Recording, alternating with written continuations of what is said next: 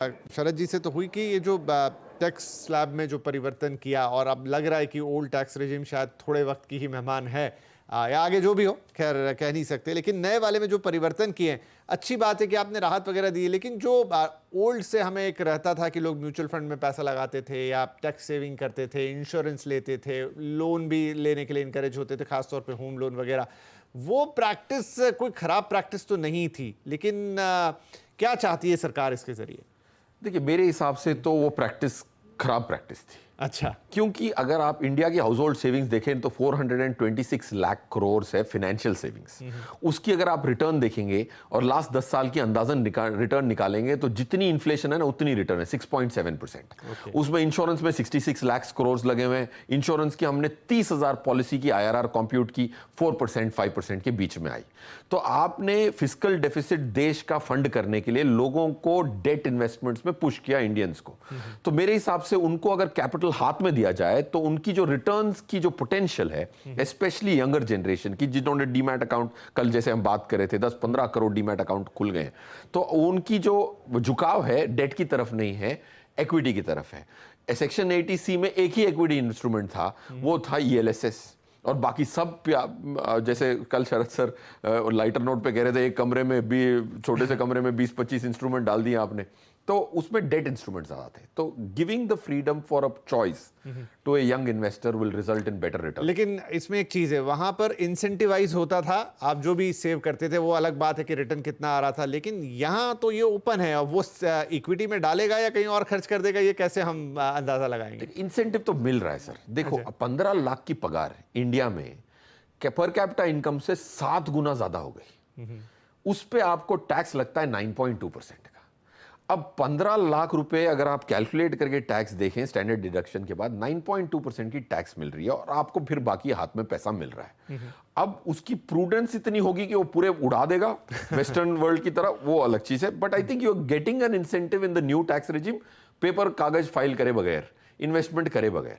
अब आदमी अपनी डिसिप्लिन, तो आप देख ही रहे हैं इंडिया में जो 21,000 करोड़ की SIP आ रही है, मार्केट ने 2.5 साल में इतने उतार चढ़ाव दिखाए। यूक्रेन की वॉर हो गई, US की इन्फ्लेशन बढ़ी, उसमें मार्केट 18,000 और 15,000 के 4 चक्कर काट चुकी है अक्टूबर 21 और अक्टूबर 23 के बीच में। बट SIP आंकड़ा 11,000 से 19,000 करोड़ हुआ था ये 2 साल में।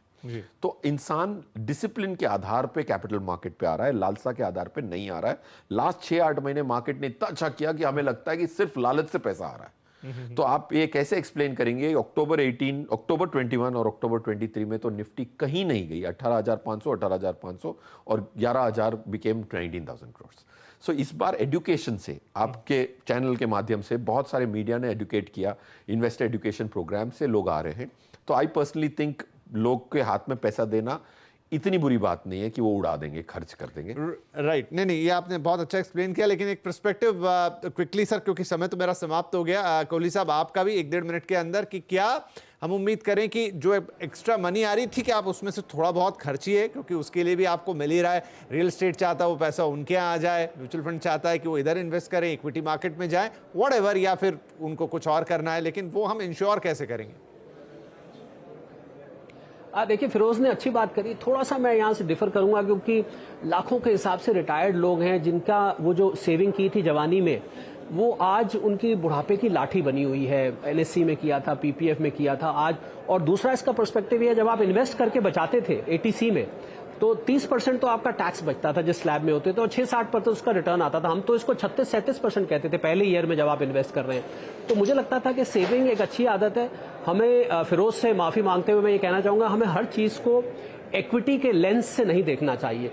कल को अगर मार्केट करेक्शन में चली गई तो वही इक्विटी के इन्वेस्टर्स फिर ऐसी सिक्योरिटीज को ढूंढने लग जाते हैं। तो मैं इक्विटीज को क्रिटिसाइज नहीं कर रहा हूं, बिल्कुल भी, मैं भी उतना ही एक्टिव रहता हूं इक्विटी मार्केट में, पर हमें हर चीज को इक्विटी के लेंस से नहीं देखना चाहिए। ये एक तरह से social security by self saving provide करा, इसने सालों तक प्रोवाइड किया। आज जो लोग रिटायर्ड हैं विपिन, वो लोग इसके सहारे अपना बुढ़ापा काट रहे हैं। आपको हैरानी होगी जान के, और इनकी संख्या लाखों में है, मतलब ऐसे बहुत सारे लोग हैं। तो इसलिए वो इतना बुरा नहीं था, ये भी अच्छा है, पर वो बुरा बिल्कुल भी नहीं था।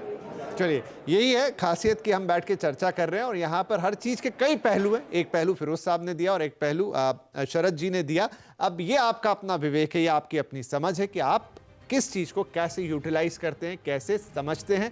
मौके आपके लिए जरूर खुल गए हैं कि आपके पास ऑप्शंस अब ज्यादा हो गए हैं। तो ओवरऑल सिंप्लीफाइड, जैसा आप दोनों ने कहा, ये बजट को कहेंगे सिंप्लीफिकेशन की तरफ चला, थोड़ा खट्टा थोड़ा मीठा, और ये जिंदगी की कहानी भी। बहुत शुक्रिया आप दोनों ही मेहमानों का, एंड आई होप कि टैक्स के बारे में जितनी भी बातें थी हमने अच्छी तरह से यहाँ एक्सप्लेन कर दी। बहुत बहुत धन्यवाद। नमस्कार।